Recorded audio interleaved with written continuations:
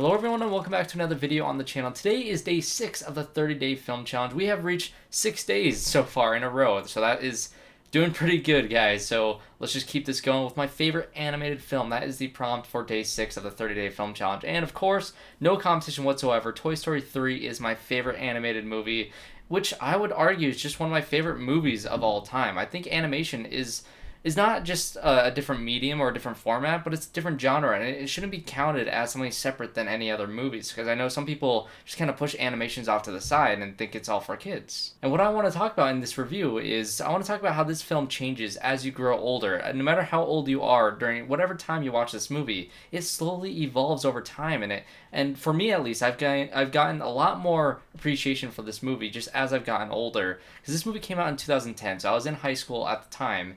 I was leaving middle school at the time, and then I was just starting high school. So I was starting to grow up. I was starting to, go out into the world and do some different things.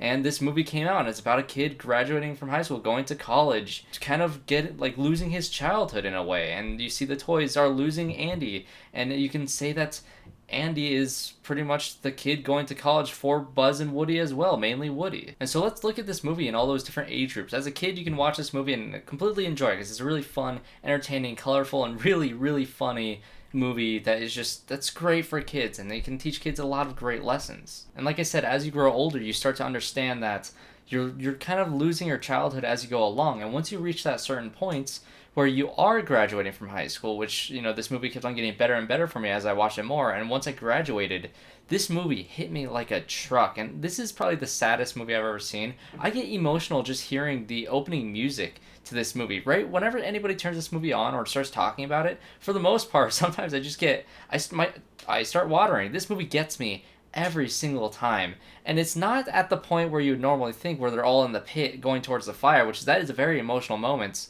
And for a kids movie, like I said, for an animated Pixar movie, that goes pretty far, and it's kind of insane how this movie deals with those different themes of death and an existential crisis for these characters, and their existence is about to end before the greatest payoff of all time happens and the claw comes down and saves them.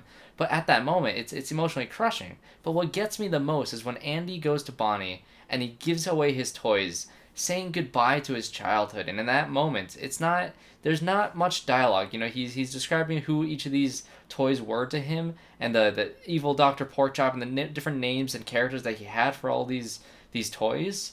And it's sad when he finally says goodbye to them and he's walking away, and Bonnie grabs Woody's hand and waves back. And that moment right there is one of the most emotionally crushing scenes I've ever seen in any movie.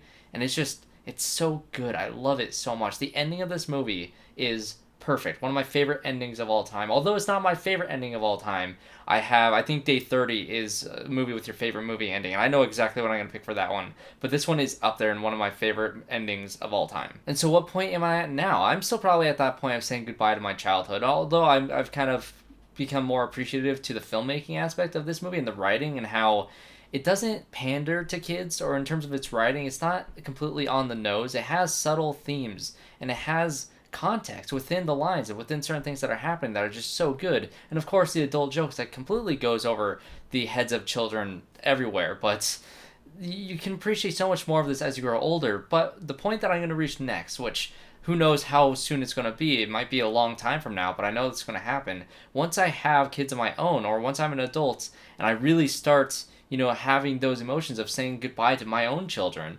it's going to reach me in that way. Because in a lot of ways, like I said, Woody is like a father figure to Andy. And if you take the theory of Woody being a gift from his dad before his dad died, or before his dad left, or some last connection that Andy has to his father, that is even more crushing. It's very, very sad.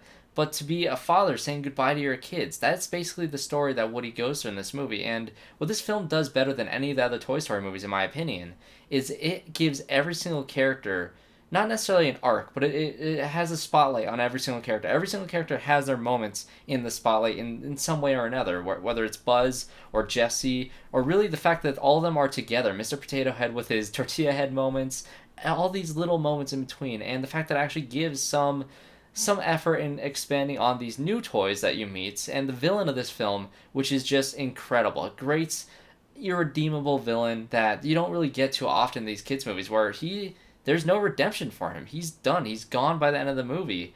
And the fact that he never turns good, even when he's at that button and he could stop it, he doesn't do it. And I think that's a very, very brave thing for Pixar to do. Something that Disney would not normally do, but since it's Pixar, of course they would make that choice. And of course, this film, more than all of the other ones, except for maybe 4 in one scene, it deals with a lot of a certain kid, a human character, that works really well in the 4th one. You know what I'm talking about, where Gabby she needs to find an owner, and then she finds that girl who is lost. That's a great moment. It's one of my favorite moments in all the Toy Story movies.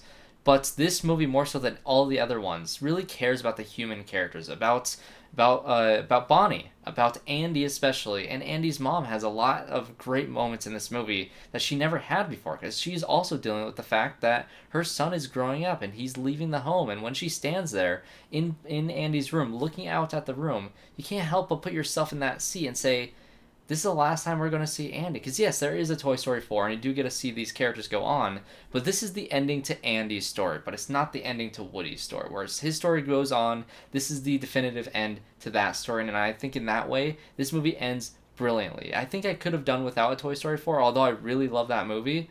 This movie just has one of the best endings of any franchise ever, despite it not actually being the ending. So that is my review for Toy Story 3. It is by far my favorite animated movie of all time, and I can talk a lot about the different jokes and lines in this movie, all the different characters.